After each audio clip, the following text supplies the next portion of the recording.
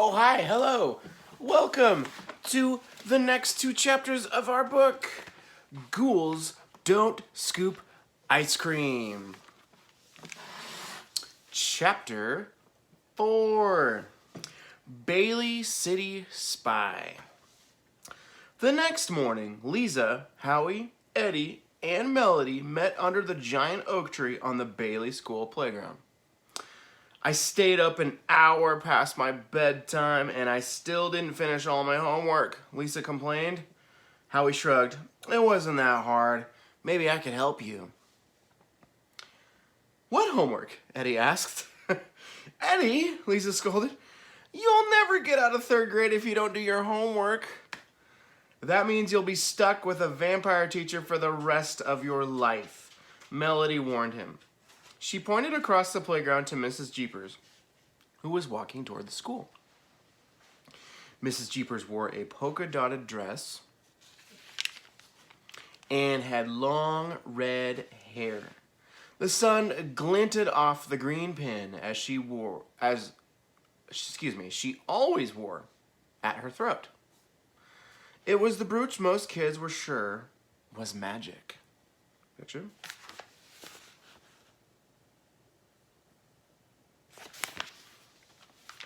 Mrs. Jeepers doesn't scare me, Lisa said. But that new ice cream worker at Burger Doodle does. It's creepy having a spy in Bailey City. Scout is not a spy, Eddie said. After all, there isn't much to spy on around here. Maybe she's here to meet up with an other spy, Howie said. What are you talking about, Melody asked. There aren't any Bailey City spies. Then why is Mrs. Jeepers talking into a tape recorder too? Lisa asked. Lisa pointed across the playground. Mrs. Jeepers had stopped in the shadows of the school building. She stared at the four friends under the oak tree, and she talked into a tape recorder. See it? I'll show you again.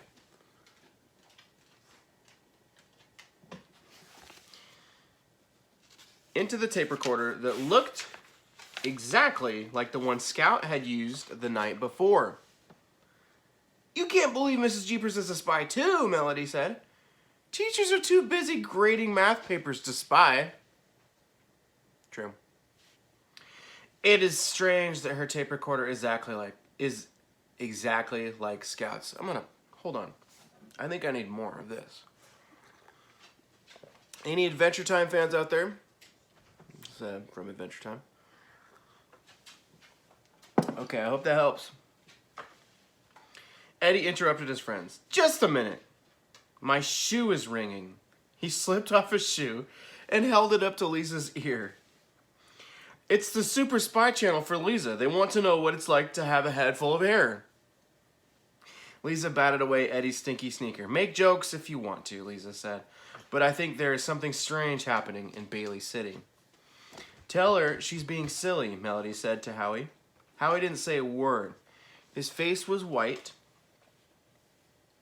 and his hands shook as he hurried to pull out a book from his backpack. I do have something to say, Howie told his friends, but I have a feeling you're not going to like it. Well, hello. I told you that I would bring Arrow into my room, and he's hanging out with me right now. Arrow, come here. Come. Come here. Hi. Oh, he's being cute. Hey, how you doing? So he is a pit, black lab, hound, and part something else. He looks mostly like a black lab met a pit bull, but his bark, it is extremely loud, like a hound. I mean, he's barked sometimes, and it has startled me so bad that I like grab my chest. So I hope you don't give me a heart attack someday, buddy. You scare me sometimes. He's a good dog. His name is Arrow because usually his ears are perked up like arrowheads. Right now they're folded back, but usually they're... Arrow? Yep. Yeah, his ears are folded back. It's funny because normally they're up all the time, and you try to push them down and they'll boop right back up. Unlike Darby, who's one of her ears always just lays over on the side. Yeah. He's a good dog. He likes to cuddle. Loves to cuddle, don't you? Don't you like to cuddle, huh? All right, back to our book. Move my camera. Say hi to the alien. You're probably wondering, who is that in the corner? Yep, my alien that glows in the dark. Okay, chapter 5. What time is it? Okay, we're good. Chapter 5, Spies for the Living Dead. You're absolutely right, Eddie said. I don't want to hear anything except my foot kicking a soccer ball.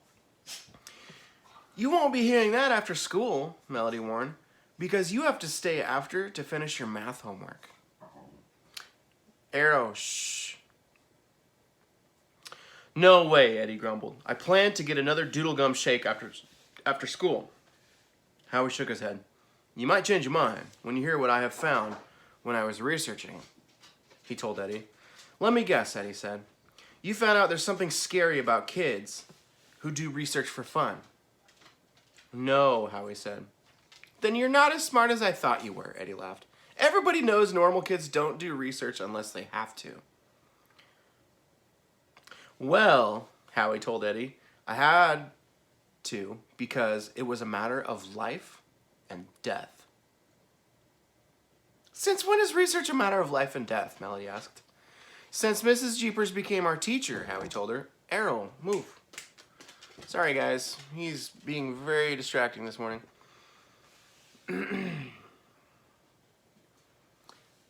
Since Mrs. Jeepers became our teacher, Howie told her, I was trying to find out about vampires when I stumbled across something.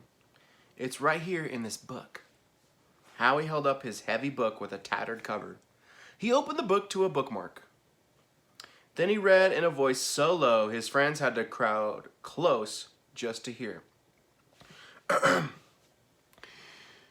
In the world of the undead, Howie read, vampires depend on help from ghouls to survive. Half dead and half living, ghouls travel the earth searching for perfect homes where families of vampires can live safely. The ghouls' lives are full of sorrow and they are rarely known to smile. Without these trustworthy spies, vampires would be in serious danger. Howie stopped reading and looked at each of his friends in the eyes. Doesn't this prove it? He asked.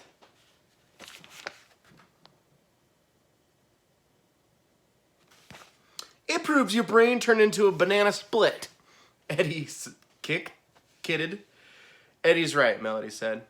What does any of this have to do with us? Weren't you listening, Howie said? Scout said she's looking for the perfect house for a family. Just then, Lisa screamed, Oh my gosh, she said. You're telling us that Scout is a vampire spying ghoul? We'll find out more tomorrow. Do you think she's a ghoul?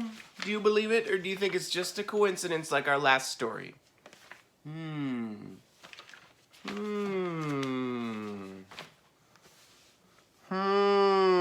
What do you have planned today? Let's see. Oh, I'm going to spray my fruit trees. So I have to spray my fruit trees every couple weeks when the weather's nice, after they bloom. Otherwise, I'll get bugs that will actually eat the leaves, and the fruit won't grow as well as it should, and then the fruit sometimes will get bugs as well, or it'll just be weak and it won't come in strong, so I have to spray my fruit trees. It's been about 2 weeks, and it just got done raining for a few days, so I'm going to take advantage of that today. Let's see what else. I have a staff meeting coming up. That's why I was looking at my clock. I was like, oh, is it 9 o'clock yet? I have a staff meeting on Zoom, which is crazy. There's like 20-something of us on Zoom. It's pretty wild. I'll find out more about what's going on with our school, what's going on with our district, all that sort of stuff. And then I have another meeting after that with my first grade team. We're talking about packets today.